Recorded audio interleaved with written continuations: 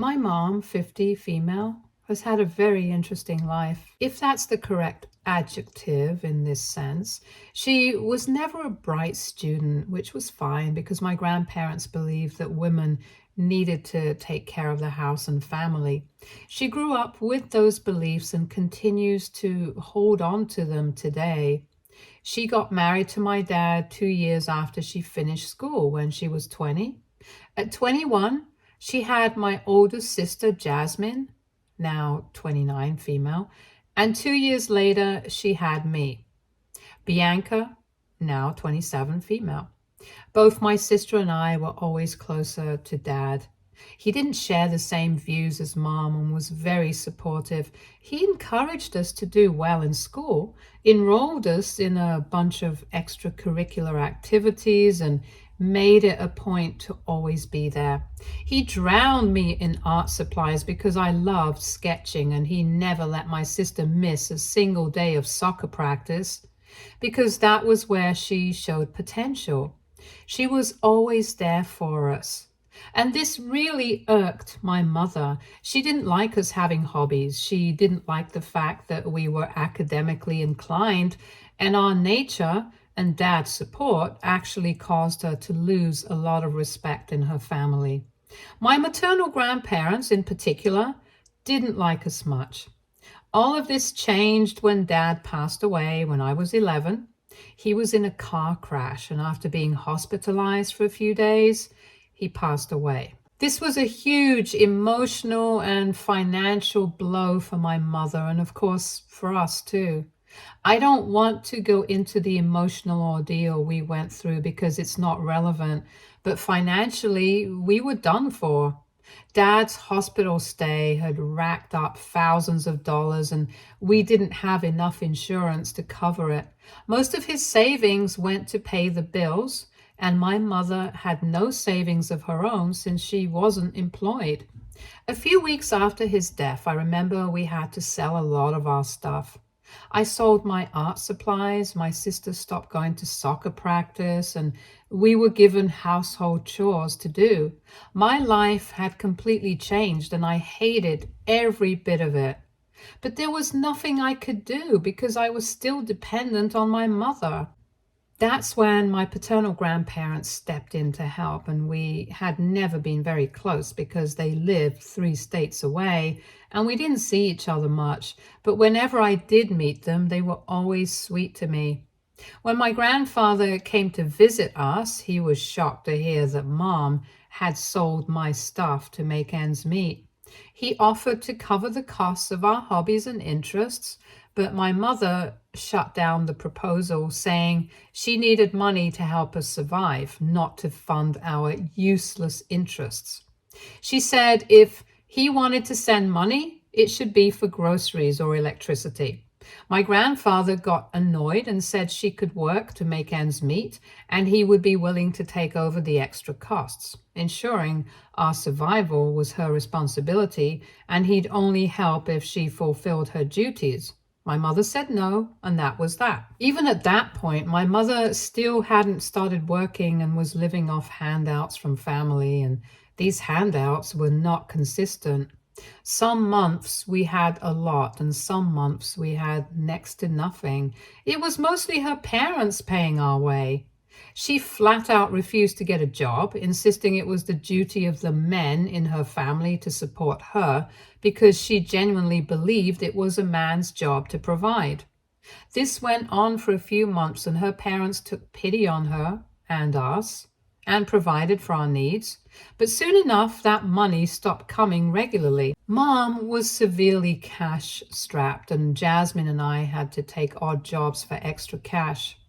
Every weekend, we could be seen at a neighbor's house, walking their dog, weeding their garden, etc. It was tough, but even then, Mom didn't start working. Finally, her parents had had enough, and they sat her down for a talk. They told her they could no longer support her and us because they had planned to live out their retirement years a certain way and couldn't afford to take care of us anymore. This came as a huge shock to Mom, surprise, because she had assumed that since Dad had died, It was her father's responsibility to take care of us since men provide. It was hard to argue with that logic, especially since my grandparents had raised her that way. But now they were changing their tune. They said it was the job of the husband to provide for his wife. And if the husband is no more, then the wife needs to provide for the kids. They were essentially cutting her off because it had been made clear to both my mom and her sister that all their property would go to their brother. It was a shit show with a lot of name calling and tears, but my grandparents wouldn't budge. My mother asked her sister, Auntie Janice, for help. Now, Auntie Janice was a great woman and had a soft spot for us. Her husband was a surgeon, and even though they didn't interact with us much, he was willing to help. But what we got from them wasn't enough to support a family of 3, so Mom went back to my paternal grandparents. My grandfather was more than willing to help, but only on the condition that my mom worked too. She had no choice but to agree because there was no way we could survive without their help. She got a housekeeping job at a nearby hotel, and it paid decently, so our lives were back on track. With help from our uncle and grandpa, we were back to living comfortably. This arrangement continued for the next 2 years until I was 14 and my sister was 16, and that's when our mother introduced us to Dan. Dan was her new boyfriend, and they wanted to get married. One look at him, and Jasmine and I were disgusted. He looked and smelled like a pig, and I'm not exaggerating. It felt like the last time he bathed was in high school.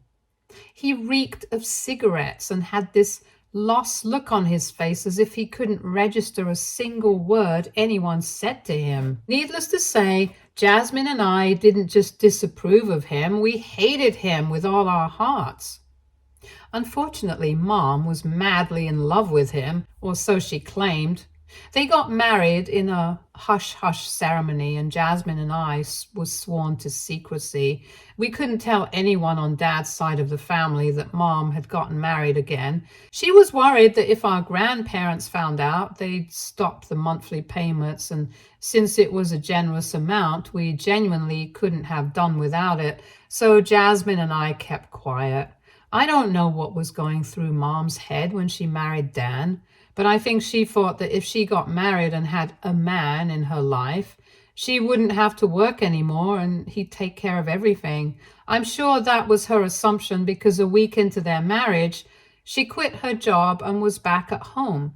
Problem was, Dan was unemployed, chronically unemployed. He couldn't hold a job for more than 2 months, and after that, he'd sit at home playing video games, then maybe look for another job when he got bored of the games. All of Mom's dreams came crashing down because this man had no intention of providing for any of us. Jasmine and I went back to doing odd jobs for people to earn some spending money. So in this family of 4, most of the money came from my father's parents or my mother's sister's husband. It was dysfunctional, to say the least, and Jasmine and I were desperate to move out. We kept our interactions with Mom and Dan to a minimum, focusing on school and our part-time gigs. This was the setup for the next 4 years until I left for college and went low contact with Mom. By the time I was on the verge of leaving, Mom and Dan were having problems because in addition to being unemployed, Dan was also a serial cheater, which honestly came as no surprise to either me or my sister. Mom kept forgiving him or pretending not to notice, but things were messy. Once I went to college, I went very low contact with Mom. I stayed in touch with my grandparents and aunt and uncle, so somehow my mother always had information about what was going on in my life. I graduated from college when I was 23. And landed a decent job after that. The problem was that I graduated right before COVID, so my promotions and raises were small. I couldn't save as much as I thought I would, and life kind of came to a halt for a bit. My grandpa, the good one, offered me some help, but I didn't want to burden him, so I said no. Thankfully, I wasn't laid off, so I shouldn't complain too much. A few months ago, I got a promotion at work and a hefty pay raise. This put me in a comfortable position to buy a small house since I'd also saved during the COVID years. I lived as frugally as possible, and even though I targeted becoming a homeowner by 25, this was just a 2-year delay, so I was happy. I don't know how, but my mother found out I'd bought a house. She called me saying she wanted to meet me because it had been so long since she saw her baby. I knew something was up because the last time I saw her was during my final semester of college. I had never asked to meet her after that, and she had never offered. I told her I'd let her know when I was free and get back to her. I wasn't planning to get back to her ever. She then said it was urgent and that I needed to let her know soon. I knew she wanted something from me, so I made an excuse and ended the call. 2 days later, she called again, saying she was in a bit of a mess and needed my help. Before I could even agree to help, she said she heard I bought a house and wanted me to let her and Dan move in.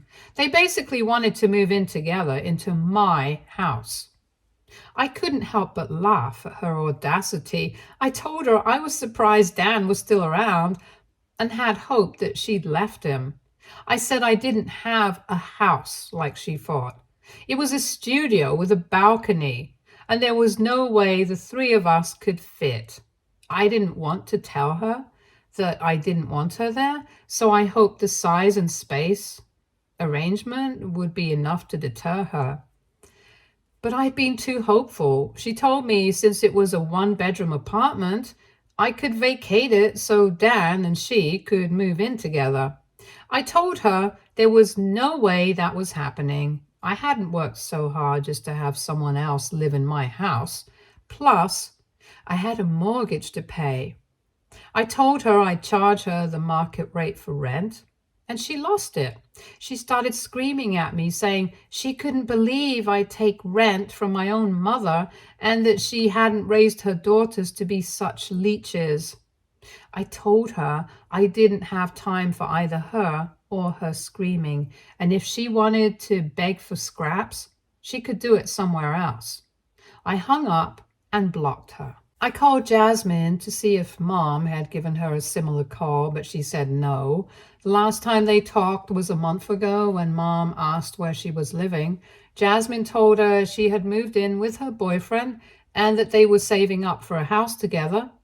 I couldn't understand why Mom needed a place to stay in the first place. She still had our dad's old house, the one we grew up in where Dan had moved in with us.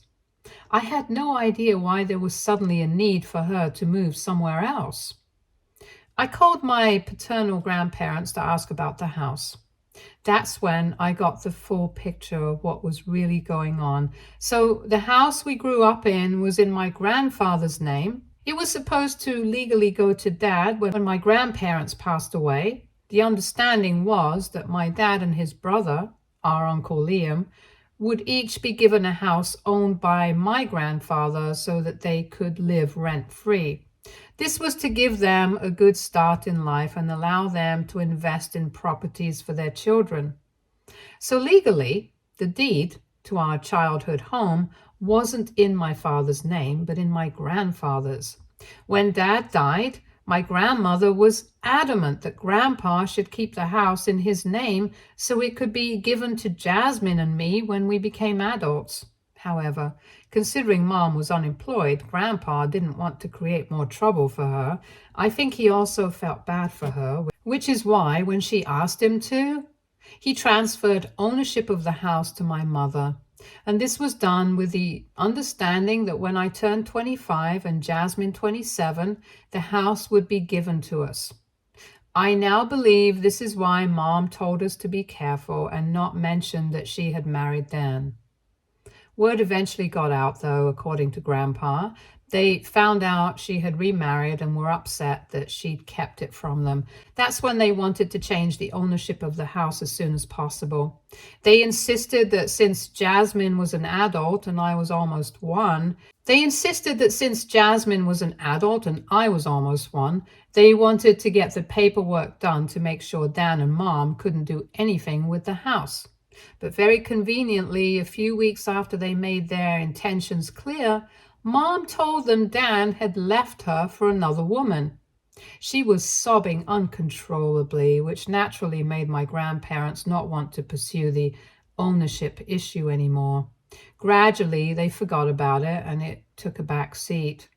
That was the last time they talked to her about the house, and their contact with her had been sporadic since. I told Grandpa that Mom had called me saying she wanted to move into my house with Dan. If that was the case, what had happened to Dad's house? He said he tried to find out because he had no idea she'd gotten back with Dan or that she was planning to move.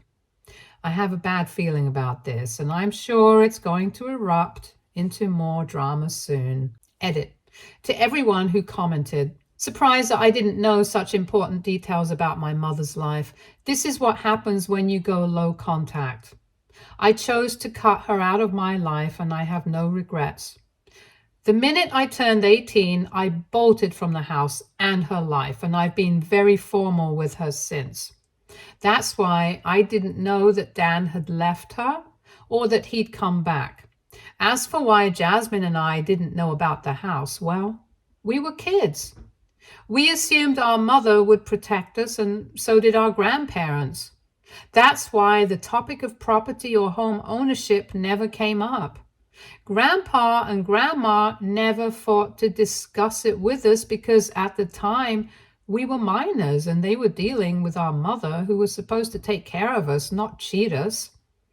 As of now, Jasmine and I don't know what happened to Dad's house, but we're going to ask Mom and possibly stage an intervention if it comes to that. I'll keep you guys updated.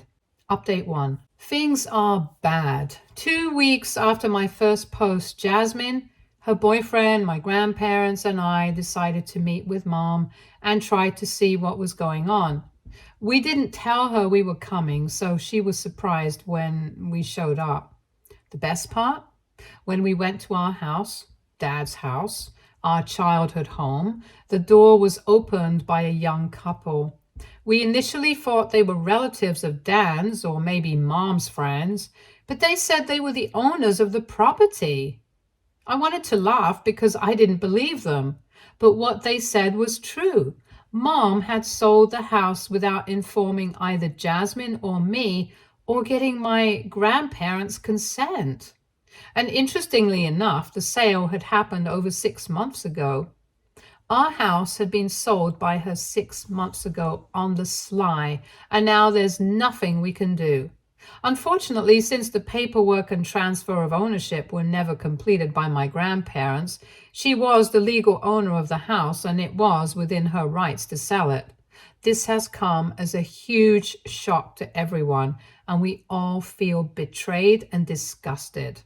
We tried to find out where she was living. It was in some shady neighborhood downtown in a one-bedroom flat surrounded by junkies. This was Dan's place, and I wasn't surprised. He looks like a junkie himself, so it made sense. When Mom saw all of us standing together, she turned as white as a ghost. She literally tried to close the door on us, but we weren't having it. Thankfully, we had Jasmine's boyfriend with us. He's a strapping man, 6'4", and pretty intimidating. We forced our way inside, and there was Dan, lounging on the sofa with a cigarette in his hand and a dazed look on his face. Mom nervously greeted us, but we went straight for the jugular. I told her I knew Dad's house was supposed to go to us, and she had sold it without informing Jasmine, me, or our grandparents. She burst out crying, saying that if she hadn't done it, Dan wouldn't have come back. Basically, she launched into this long sob story about how Dan had left her twice for 2 different women. When Mom had that conversation with Grandpa about the house and told him Dan had left, he had actually left. She had to beg and plead for him to come back. He finally returned when he got kicked out of his new girlfriend's house. Then, a year later, Mom caught him cheating with a girl barely out of her teens.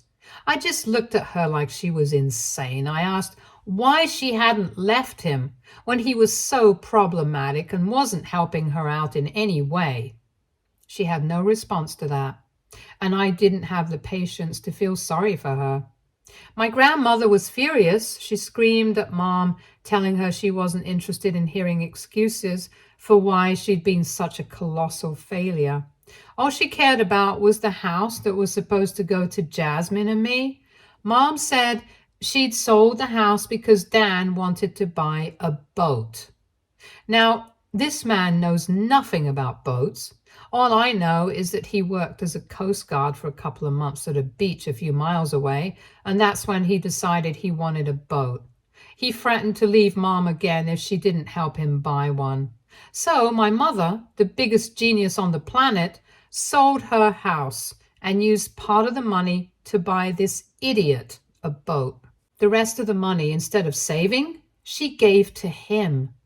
He spent all of it, every single dime, and when they had nothing left, he had to sell the boat and buy this condo they were living in. And guess what?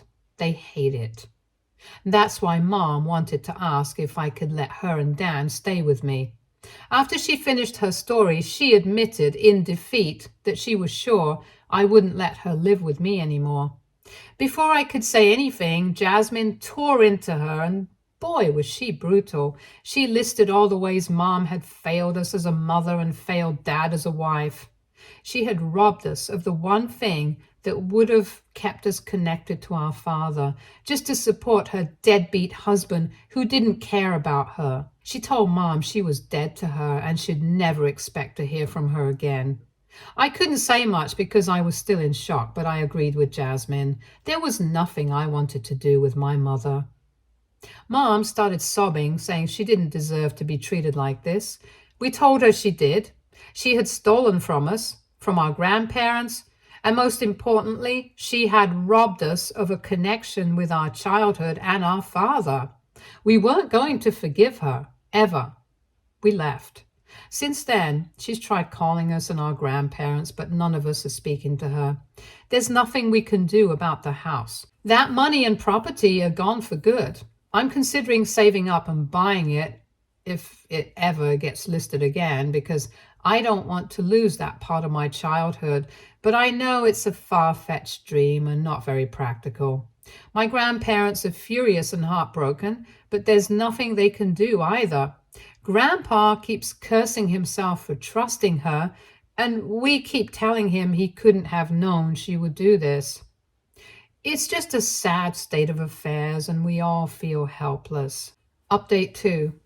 Dan left Mom again. I know it sounds cruel, but I love every bit of it. Apparently, she's been trying to get in touch with us using new numbers and whatnot, but neither Jasmine nor I have responded. She tried to involve Auntie Janice. I got a call from her last week asking me to talk to Mom. I told her not to get involved and spilled everything to her. She was horrified because she didn't know the house was supposed to go to us. She apologized for trying to take Mom's side and has since blocked her. Whatever little updates I got from Mom were through Auntie Janice, and she told me Dan had left her. Mom is now homeless with nowhere to go. Auntie Janice and her husband were initially willing to take her in, but after they learned what Mom did to us, they put their foot down and said no. Yesterday, I got an email from Mom. She basically said she was down and out, homeless, and had nowhere to go. She asked me to let her stay with me while she looked for a job. I know it's a lie. She's not going to look for a job, and if I take her in, she'll never leave. I haven't responded yet because I don't want her here. But I also feel bad about letting her live on the streets. She genuinely has no one who would be willing to help her. I know she brought this on herself and she's the only one to blame, but I can't help feeling sorry for her. I hope I don't cave because I know if I do, she'll ruin my life. Update 3. I told Jasmine about Mom's email and she said she got something similar and she hadn't responded either, but said that deep down, she was tempted to help her. Jasmine told me she'd support my decision, but advised me to think it through carefully because we both know what Mom is like, and if I let her in, she'll control and destroy whatever peace I have. After a long talk, Jasmine knocked some sense into me, thankfully. I ended up responding to Mom.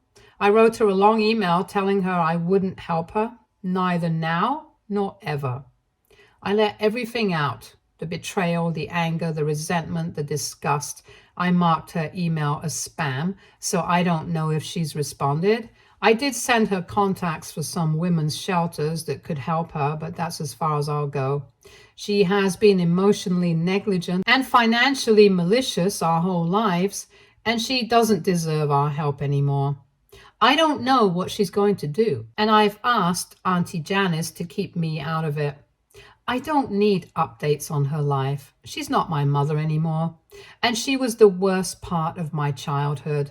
I'm ready to leave her behind. Stay tuned for more stories from our girl relationships.